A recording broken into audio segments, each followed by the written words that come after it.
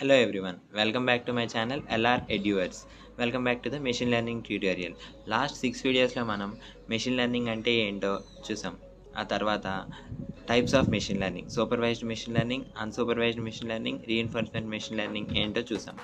Next types of regression and అందులో వచ్చేసి simple linear regression and multi linear regression గురించి చూసాము. వాటి కోడ్ ఇంప్లిమెంటేషన్స్ కూడా చూసాము.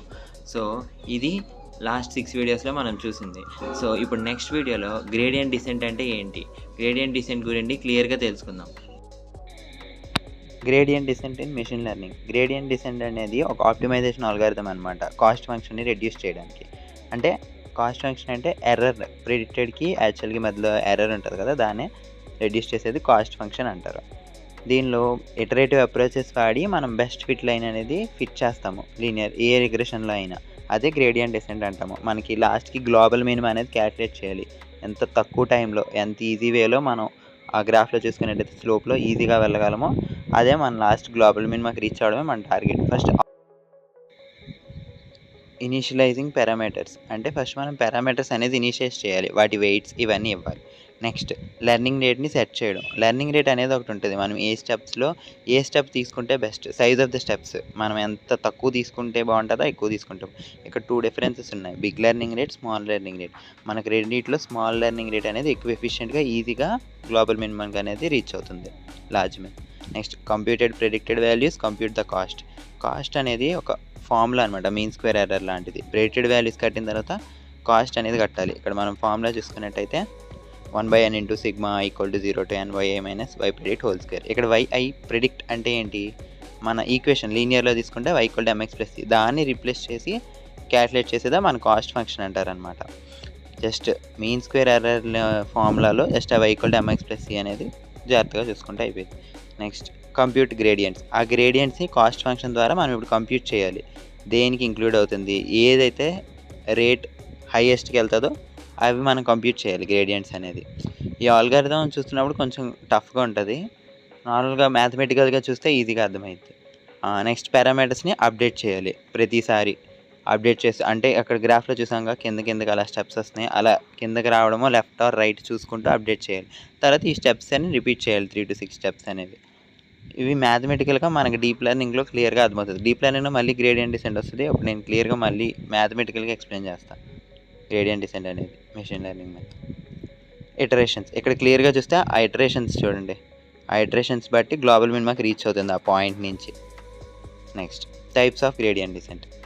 First batch gradient descent, stochastic gradient descent, mini batch gradient descent. ఈ మూడింటికి డిఫరెన్సెస్ ఏంటో, అడ్వాంటేజెస్ డిసడ్వాంటేజెస్ చూద్దాం. First differences. Batch gradient descent. Batch gradient డిసెంట్లో ఎంటైర్ డేటా సెట్ని మనం అప్డేట్ చేయడానికి తీసుకుంటాం. అదే స్టొకాస్టిక్లో ఒక సింగిల్ అబ్జర్వేషన్ తీసుకుంటాం.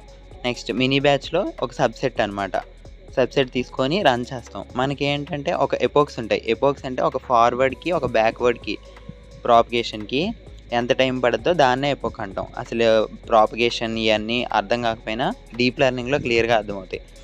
సో నెక్స్ట్ ఏంటి, కాస్ట్ ఫంక్షన్ స్మూత్గా రన్ అయ్యిద్ది దేనిలో, బ్యాచ్. నెక్స్ట్ స్టొకాస్టిక్లో లాట్స్ ఆఫ్ వేరియేషన్స్, అదే మినీ బ్యాచ్లో స్మూత్ వేరియేషన్.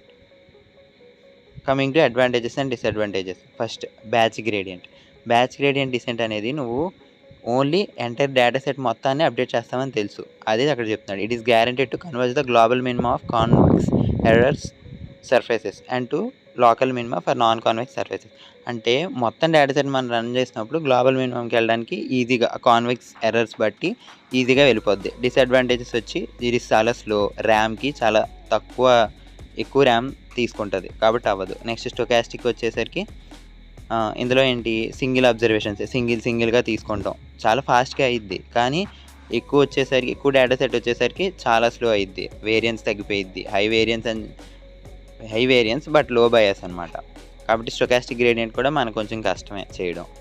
అందుకే మనం దేనికి షిఫ్ట్ అవుతాం, స్టొకాస్టిక్ గ్రేడియంట్ బదులు మినీ బ్యాచ్లో ఏంటంటే మనకి 1 మిలియన్ రికార్డ్స్ ఉన్నా ఏం కాదు. 1 మిలియన్ రికార్డ్స్ని మనం సెట్స్ కింద చేసుకొని బ్యాచెస్ కింద మినీ బ్యాచెస్ కింద డివైడ్ చేసుకొని వాటిని మనం రన్ చేసుకుని చేయొచ్చు. కాబట్టి ఎఫిషియన్సీ అనేది తగ్గిద్ది, ర్యామ్ సైజ్ ఎంత ఉన్నా పర్లేదు, ఏం కాదు. అదే అక్కడ ఉంది, it reduces the variance of the parameters, it can be highly optimized matrix optimizations అన్నాడు. We have to set minimum batch size, అంటే తక్కువ బ్యాచ్ సైజ్ అనేది పెట్టాలి, అదొకటే డిసడ్వాంటేజ్ దానికి. That's it. సో ఇది గ్రేడియంట్ డిసెంట్ అంటే. మీకు ఏమైనా డౌట్స్ ఉంటే కామెంట్ సెక్షన్లో మెన్షన్ చేయండి. ఏదైనా టాపిక్ మళ్ళీ ఎక్స్ప్లెయిన్ చేయాలంటే చెప్పండి. So this is what about gradient descent. Till then, please like, share and subscribe my channel. See you in the next video. Thank you. Bye.